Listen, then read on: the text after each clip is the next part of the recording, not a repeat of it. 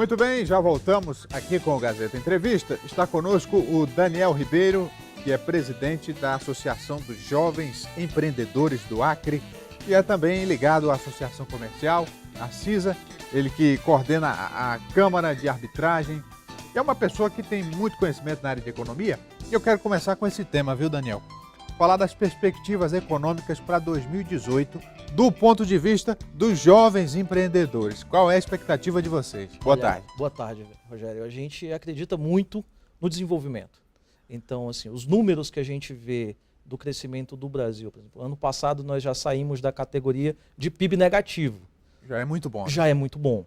Então, o crescimento de 1,1 do nosso PIB, que foi o resultado que a gente teve no ano passado, e as perspectivas que o mercado econômico apresenta para 2018, que é aí na casa de 1,5%, 2%, os mais receosos e os mais agressivos falam na casa de 3%.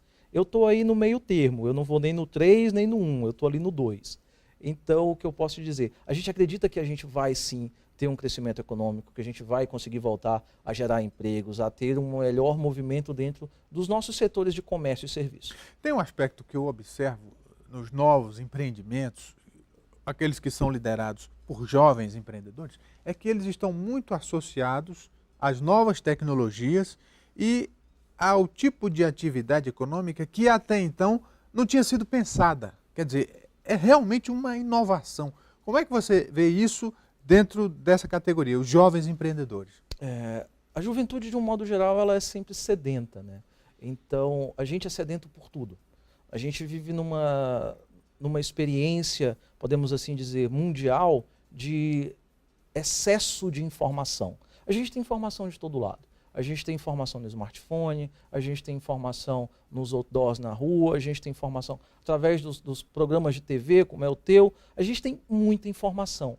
E por termos acesso a muita informação, a nossa faixa etária, que o jovem empresário, para a gente, ele vai ali até os seus 40 anos, essa moçada que está dentro disso, dentro dessa faixa etária, ela está querendo empreender dentro daquilo que a gente tem conhecimento. Então, assim, as áreas de tecnologia, vou te citar o exemplo, por exemplo, o estado de Santa Catarina. Lá é o estado no Brasil que tem o maior número de startups. O segundo colocado, que é São Paulo, tem 4 vezes menos. E imagina, o tamanho do estado de São Paulo, que tem a maior economia do país, tem, assim, 25% das startups que tem em Santa Catarina. E por que Santa Catarina está crescendo mais nesse setor? Porque Santa Catarina é um estado que ele acredita no empreendedor e ele aposta no empreendedor. Diferente da gente aqui no Acre. Lá no estado de Santa Catarina, por exemplo, o município de Tubarão, existe isenção de impostos para novas empresas. Os impostos municipais, por exemplo, nos 5 primeiros anos, há um incentivo daquele município para que você tenha uma facilidade maior no seu IPTU e no seu ISS. Algo que é praticamente impensável aqui no Acre. Uma coisa que eu não entendo na economia do Acre é por que a isenção fiscal não é usada aqui do modo como é usado em outros estados, para estimular a economia. Sabe, é uma espécie de tabu, ninguém nem fala nisso. É proibido falar disso, Rogério. É proibido falar de isenção fiscal no Acre. É proibido falar de liberdade econômica no Acre. É proibido falar no Acre de incentivo à população trabalhar de forma honesta. É por isso que a gente vê essa onda de violência no nosso estado. Porque aqueles que realmente estão querendo trabalhar, eles praticamente ficam com as mãos atadas, eles são impedidos de trabalhar, muitas vezes por quem deveria nos ajudar, nos incentivar a trabalhar. Outro dia eu falei aqui da agricultura de subsistência e no Acre tem um novo gênero, traficância de subsistência. O sujeito não tem emprego, não tem casa, não tem perspectiva nenhuma. Se ele não vender droga, vai morrer de fome. Então, o resultado é esse que está aí, né? A gente da classe empresarial, a gente realmente sofre por conta da carga tributária no Brasil. O Brasil é um dos países no mundo que a gente mais trabalha para pagar imposto no período anual. A gente trabalha 5 meses do ano para arcar com a nossa carga tributária. Isso é uma coisa quase impensável. Imagina se você tem, por exemplo, dentro da sua casa tem 10 cômodos. Desses 10 cômodos, você deixou 5 para o governo ficarem com ele. Os 10 cômodos não são seus. É como se você não pudesse entrar na sua própria cozinha para tomar um copo com água. O pior de tudo é que isso não é revertido em benefício do cidadão. Porque se fosse, se voltasse, saúde, educação fossem serviços de qualidade no setor público, ainda valia a pena, né? Sem dúvida nenhuma. Alguns países na Europa, que têm uma carga tributária relativamente alta, podemos assim dizer, os serviços públicos eles estão níveis acima dos serviços privados, porque eles entendem que o ente público, que o dinheiro público, ele é público.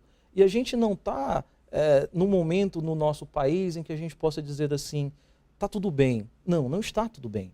O Brasil está enfrentando mudanças muito profundas em diversos aspectos. Aspectos econômicos, culturais, sociais, ideológicos, políticos. Mas em que pese esse quadro negativo, eu também percebo que há um movimento e vem justamente da classe dos novos empreendedores e sempre com suporte dos mais experientes, no sentido de mudar essa realidade. E grandes avanços têm sido feitos. Como é que você vê essa nova onda?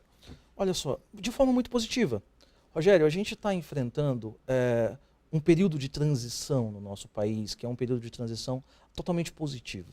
Nós tivemos recentemente a reforma trabalhista, que flexibilizou as nossas relações de trabalho. Hoje você consegue ter, por exemplo, um trabalho intermitente dentro daquilo que você era impedido de fazer. Eu tenho que fazer um parêntese aqui para dizer que, graças à reforma trabalhista, eu posso dividir minhas férias em 3 vezes e viajar 3 vezes por ano. Sem ter prejuízos. E outra, você consegue fazer, no seu intervalo de um outro trabalho, ter um outro emprego de 1 hora, 2 horas, para você melhorar a sua condição de renda da sua família. Algo que há 1 ano atrás era impensável. Algo que você não tinha possibilidade de sequer conversar sobre esse assunto com alguém.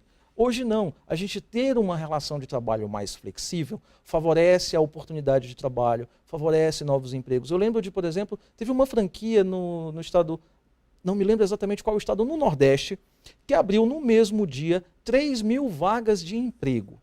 Essa franquia abriu 3.000 vagas de emprego porque ela entendeu, que é uma franquia que trabalha com alimentos, que ela podia absorver pessoas para trabalhar no seu maior horário de fluxo, que era o horário do almoço e o horário da janta. De cara, ela colocou pessoas a atender os seus clientes nos horários em que ela mais precisava. E você trabalhava 2 turnos, eram 2 horas no horário do almoço e 2 horas no horário do jantar. E essas pessoas, no horário que elas recebiam esse dinheiro, através desse emprego, desse formato de emprego, elas tinham proporcionalmente, ganhavam quase 25% mais do que o dinheiro total do salário mínimo. Ou seja, se aquela família, se aquela pessoa que estava precisando trabalhar, ela encontra um emprego como esse, de trabalhar 2 horas por dia, e ela consegue se encaixar naquele negócio, ela consegue aumentar a renda da sua família. Eu quero falar um pouco dos problemas relacionados à violência no comércio. Perfeito. Queda das vendas, os prejuízos com os assaltos, com os furtos. Como é que a Associação Comercial tem encarado esse desafio? Olha, Rogério, dentro da nossa diretoria a gente tem tido reuniões muito duras falando sobre isso. Já nos reunimos diversas vezes para tratar desse assunto. A gente não pode levar o que acontece de uma forma ampla, porque a gente estaria talvez até incentivando a continuidade de acontecimentos como esse. É inadmissível que a gente continue sofrendo o que a gente está sofrendo aqui no nosso estado. É inadmissível. As autoridades elas precisam se posicionar de forma mais rígida, de forma mais dura. A gente está vendo o que está acontecendo no estado do Rio de Janeiro, onde o governador abriu mão da condução da segurança pública no seu estado, por ele entender que já não tinha mais o que ser feito. A pergunta que fica para a gente, e no Acre? O que ainda pode ser feito? Mas está tudo sob controle. Sob controle de quem? É essa a pergunta. E a gente tem que ter muita responsabilidade e tem que ter muito cuidado quando a gente fala disso. Porque o crime está aí, o crime está acontecendo e ele é diário. Os pequenos delitos acontecem, não é porque o cara entrou no comércio e roubou um pacote de biscoito que aquilo ali não é crime. Não é pelo valor do item, é pelo ato em si. E esses atos, eles simplesmente não acontecem nada com ele. Porque o pequeno criminoso, aquele que comete pequenos delitos, ele tem uma influência tão grande quanto o que comete os grandes delitos. Porque é a partir do pequeno que você vai para os grandes. Ninguém começa no crime, por exemplo, na escala do crime, você já começa como sendo o líder de uma quadrilha, ou como sendo o principal mandante de ações como essa. A verdade é que, como a sociedade que tem nos seus líderes, não todos, obviamente, mas tem nos seus líderes exemplos negativos, alguns são criminosos, condenados, então fica difícil convencer o cidadão comum de que vale a pena acreditar nos valores, né? Os nossos políticos são reflexos da nossa sociedade. Eles estão lá porque eles nos representam. E eles foram colocados lá através do voto. Se a gente tem políticos envolvidos em escândalos criminais, eles foram colocados e eleitos democraticamente pelo povo. Quem teve mandato cassado, quem foi preso, quem está envolvido em listas de denúncia, quem está envolvido em investigações criminais da Polícia Federal e dos mais diversos órgãos competentes, eles têm que entender que essas pessoas chegaram lá através do voto. E aí é um momento, por exemplo, esse é um ano de eleição, é um ano onde cada um de nós tem a responsabilidade de depositar a confiança do nosso voto em um candidato que a gente acredite. E a gente vai passar por mudanças muito radicais no nosso Brasil, porque o atual presidente do país, ele não vai ser reeleito. Ou seja, a gente já não vai ter uma continuidade de um mandato, vai ter um novo presidente da República em 2019. Talvez a gente tenha mudanças em diversos estados com a não continuidade dos seus governos.